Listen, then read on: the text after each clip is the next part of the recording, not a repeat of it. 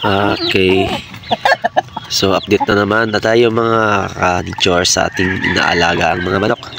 So ngayon nga pala sa araw na ito ay may nagtatanong sa akin, merong nag-comment ay nag-chat sa akin ilang buwan nga ba ito daw mangingitlog ang ating inaalagaan simula sa ating pag-aalaga. So ngayon mga ka-nature, meron ginawan ko ng video ngayon. So mga nagtatanong dyan, sasagutin ko po. So gagawan ko ng video kung ilang buwan ito mangingitlog simula sa day old. So sa aking experience mga ka-nature, kasi sa aking pag-aalaga ng manok na ito ay meron ako ditong 5 manok na ako talaga ang nagpapalaki simula day old.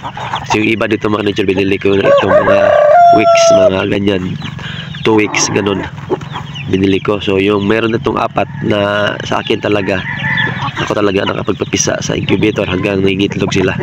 So ngayon ang ginawa ko mga ka-nature, sabay ito silang nangingitlog sa yung 2 weeks at saka yung inaalagaan ko na day old na ako ang nagpapapisa sa session na yun. So ngayon, ilang buwan nga ba nangingitlog itong Rhode Island Red na manok na ating mga inaalagaan? So sa experience ko, simula day old hanggang nangingitlog sila, nasa mga 5 buwan pa lang ay nagsisimula na silang nagpapasampa po ng mga tandang ng mga lalaki ng mga Rhode Island. So pero nangingitlog sila mga ka-nature, nasa mga 6 na buwan talaga sila, no? 6 na buwan, pero kailangan talaga mga ka-nature na madali silang mangingitlog. Kailangan talagang matataba sila, no?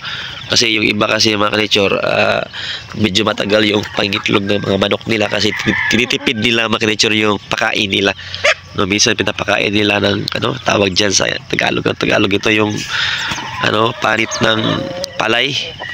Yung sa amin pa ka-nature tawag niyan tahop o ipa ba yun? Yung ganon, yung panit ng palay or yung panit ng mais, mga ganon. Yung mga tipid lang, yung mga mumurahing pakain ng mga manok. So kailangan talaga mga ka-nature, isang tip ko lang na madali silang mangingitlog ay kailangan palagi silang matataba, no? So yung mga ka-nature, pinapakain ko yung Galimax, mga ganon, mga pakain ang pinapakain ko sa kanila hanggang nangitlog agad sila mga ka-nature, no? So madali silang mangitlog pag nataba itong mga manok natin na may mabibigat sila mga ka-nature. Huwag nyo tipirin pakain mga ka-nature kasi talagang titipirin din kayo sa pangingitlog yan. Okay, sabi yung iba na nag-aalaga hanggang sumuko sila kasi sabi nila daw hindi daw talaga mangingitlog. Abot yung iba nga 1 taon bago nangingitlog kasi yung pakain nga nila, tinitipid nila yung pakain, no? Yun lang ang tip ko, huwag nating tipirin kasi tayo rin ang titipirin yan ng mga manok sa pangingitlog nila. Okay, so sa akin mga ka-nature, want to sawa ito pakain ko sa kanila. Pero tingnan nyo mga ka-nature, yung pakain nila, pagkain na iniwanan nila, marami pa iniwanan nila, iwan sila, nagsing-alisa na sila, no? Pero marami pagkain. Pero ito pagkain na ito mga ka-nature, hindi naman masyadong marami ito. To sa 15 ito sila dampot ko, mga maliit lang naman dampot ko, mga 16 na dampot ko mga ka-nature. Ganun karami yung pakain ko, pero hindi nila naubos. Pero babalikan nila yun maya mga ka-nature. Pag gutumin sila ay babalikan nila itong pagkain ito hanggang maubos ito. Okay, kaya itong mga alaga ko mga ka-nature, mataba sila, no? Hindi talaga sila yan, no? Kaya araw-araw mga ka-nature ay ga-harvest ako ng itlog. Kaya tingnan mga ka-nature, time check tayo ngayon, nasa mga 6:30 ng umaga, alas 6:30, no? Pero meron na nangingitlog mga ka-nature, yun, no? Yan, tingnan nyo mga ka-nature. Yun, no? Nangingitlog na yan.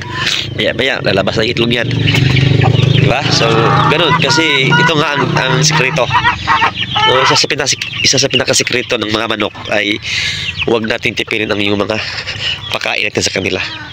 Kasi hanggang maano kayo yan, mainip kayo yan sa kakahintay kailan naman yung itlog yung mga alaga natin pag tinitipid natin yung pakain, no?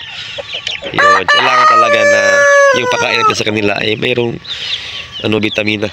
Kasi yung iba nga tinitipid nila yung pakain hanggang nainip sila ay binibinta na lang nila yung mga alaga nila, mga ka-nature. Yun. So yun lang ang pinaka the best na tip. Papakainin natin sila yung pakain natin na magbibigay ng pataba sa kanilang mga katawan, no?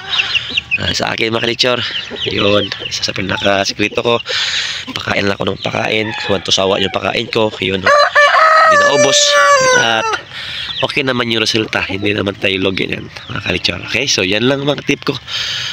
Happy farm day sa ating lahat.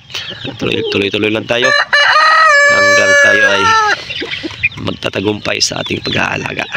Okay, so God bless sa ating lahat.